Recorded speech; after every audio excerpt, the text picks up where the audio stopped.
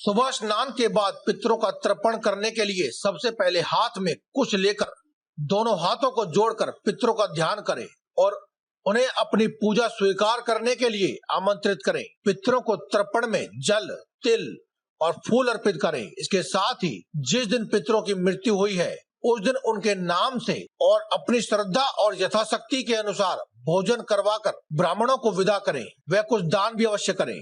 कौवे को और स्वयं को अवश्य ही भोजन करें। पौराणिक ग्रंथों में वर्णित किया गया है कि देव पूजा से पहले जातक को अपने पूर्वजों की पूजा करनी चाहिए।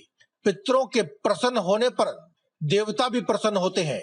यही कारण है कि भारतीय संस्कृति में जीवित रहते हुए घर के बड़े बुजुर्गों का सम्मान और मृत्यु उपरांत श्राद्ध कर्म किए जाते हैं, जिसके पीछे यह मान्यता है कि यदि विधि अनुसार पितरों का तर्पण न किया जाए तो उन्हें मुक्ति नहीं मिलती है और उनकी आत्मा मृत्यु लोक में भटकती रहती है। पितृपक्ष को मनाने का ज्योतिषीय कारण भी है। ज्योतिष शास्त्र में पितृदोष काफी अहम माना जाता है। जब जातक सफलता के बिल्कुल नजदीक पहुंचकर भी सफलता से वंचित होता है, संतान उत्पत्ति में परेशानियां आ रही हैं, धन हानि हो रही हो, तो ज्योतिष शास्त्र के अनुसार पितृदोष से पीड़ित होने की बहुत ही प्रबल संभावनाएं होती है। इसलिए पितृदोष से मुक्ति के लिए भी पितरों की शांति आवश्यक मानी जाती है। पंचांग के अनुसार 21 सितंबर 2021 मंगलवार को अश्विन मास की कृष्ण पक्ष की प्रतिपदा तिथि से पितृपक्ष का विधिवत आरंभ होगा, जो कि 6 अक्टूबर तक चलेगा। वहीं अगर आप कुछ उपाय कर लेते हैं तो आपके पितृदोष तो स्वयं ही नष्ट हो जाते हैं। साथ ही पितरों का आशीर्वाद सदा ही आपको पूरे जीवन मिलता है। तो आइए जानते हैं क्या करना है आपको। दोस्तों, कहा जाता है कि जो भी व्यक्ति सूर्य देव को जल चढ़ाता है, नित्य प्रतिदिन उनकी सेवा करता है, उन्हें ना तो कभी शनि दोष से पीड़ा होती है और ना ही कभी मृत्यु का भय रहता है। सूर्य देव को सभी देवों का राजा माना जाता है और यह सूर्य देव को चढ़ाने वाले जल की परंपरा वैदिक काल से ही चली आ रही है। ज्योतिष शास्त्र की माने पुराणों में भी ये वर्णित है कि सूर्य देव को नित्य प्रतिदिन जल चढ़ाने से रोग दोष आदि का अंत होता है और जातक की सभी मनोवांछित इच्छाएं पूरी हो जाती हैं।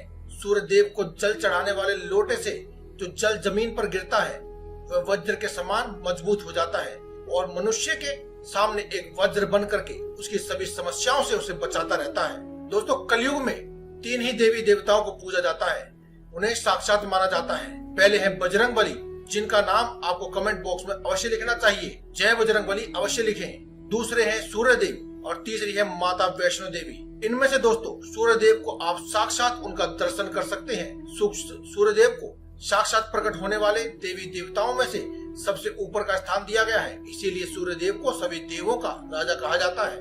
दोस्तों, अगर आपको भी मान सम्मान की प्राप्ति करनी है तो आपकी कुंडली में सूर्य देव को शुभ ग्रह में शामिल होना चाहिए। जिन मनुष्यों की कुंडली में सूर्य शुभ स्थिति में होता है उन्हें बड़ी सफलताएं हासिल हो जाती है, लेकिन अगर सूर्य अशुभ स्थिति में हो तो मनुष्य को कड़ी से कड़ी मेहनत करने के बाद, कठोर परिश्रम करने के बाद भी सफलताएं नहीं मिल पाती है। नौकरी में आ रही परेशानी हो या बिजनेस में सफलता प्राप्त करना हो, ये केवल 1 लोटा जल अर्पित करने से ही सूर्य देव को नित्य प्रतिदिन 1 लोटा जल अर्पित करें। इसी से आपकी सभी समस्याओं का अंत हो जाता है। ज्योतिष शास्त्र में साफ साफ लिखा है कि जो भी व्यक्ति सूर्य देव की पूजा करता है उसे अपने घर में और समाज में मान सम्मान मिलता है, मनोवांछित इच्छाएं जल्दी पूरी हो जाती है और व्यक्ति चाहे कितना भी निर्धन हो उसे अपनी दरिद्रता से मुक्ति मिल जाती है।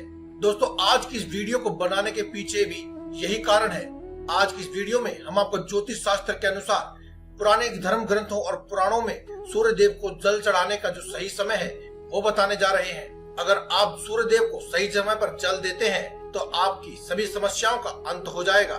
सूर्य देव को जल चढ़ाने से यश, मान सम्मान, सौभाग्य, धन, उत्तम मित्र, उत्तम संतान, उत्तम पारिवारिक सुख, ये सभी सहजता से मिल जाता है।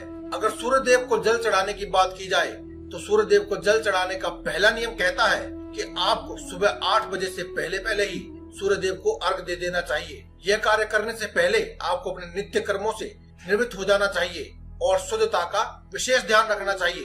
अच्छी तरह से नहा धो करके पवित्र हो, उसके बाद ही आप सूर्य देव को जल चढ़ाएं। यह क्रिया सुबह 8 बजे से पहले ही पूर्व हो जानी चाहिए। सूर्य उदय होने के तुरंत बाद पूर्व दिशा की ओर मुख करके और सूर्य अस्त होने से तुरंत पहले पश्चिम दिशा की ओर मुख करके जल चढ़ाने से आपको यश की प्राप्ति होती है। सूर्य को अर्घ देने वाला लोटा यदि तांबे का है तो ही आपको हर प्रकार का फल मिलता है।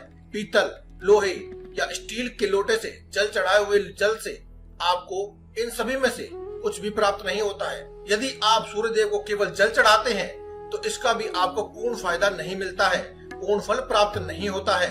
आपको सूर्य देव को जल चढ़ाते वक्त इस एक खास मंत्र का भी जाप करना चाहिए। ओम आदित्याय नमः। इस मंत्र का जाप करते हुए ही आप सूर्य देव को जल चढ़ाएं। सूर्य देव को नित्य प्रतिदिन जल चढ़ाते हैं और आपको उसका पूर्ण फल नहीं मिलता है तो उसके पूर्ण फल की प्राप्ति के लिए जिस स्थान पर खड़े होकर आपने सूर्य देव को जल चढ़ाया है उस स्थान की वहीं पर घूम करके 3 बार परिक्रमाएं करनी चाहिए और जिस स्थान पर खड़े होकर आपने जल चढ़ाया है उस स्थान को भी प्रणाम करना चाहिए। तभी सूर्य देव से पूरे आशीर्वाद को और पूरे लाभ को आप प्राप्त कर पाएंगे। सूर्य को जल चढ़ाते वक्त एक पात्र को जमीन पर रख ले और उसी में जल अर्पित करें, क्योंकि दोस्तों ऐसा माना जाता है कि सूर्य को जल चढ़ाने वाला जल जब जमीन पर गिरता है तो उसके कुछ छींटे आपके पैर पर गिरते हैं, जो कि बेहद अशुभ माना जाता है।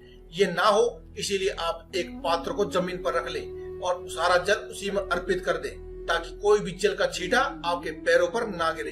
बाद में आप अपने घर में जो भी आप पौधा लगाए रखा है आप उसमें उस जल को अर्पित कर सकते हैं, या फिर आप किसी भी मंदिर में जाकर के किसी भी पीपल के पेड़ के नीचे या फिर तुलसी माता के नीचे उस जल को अर्पित कर सकते हैं।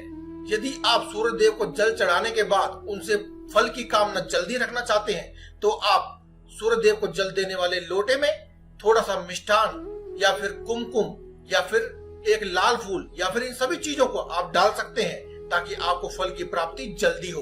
तो दोस्तों आज की इस वीडियो में केवल इतना ही। कल फिर आपसे मुलाकात होगी एक और नई वीडियो के साथ। तब तक के लिए धन्यवाद। कमेंट बॉक्स में लिखना ना भूलें। जय बजरंगबली।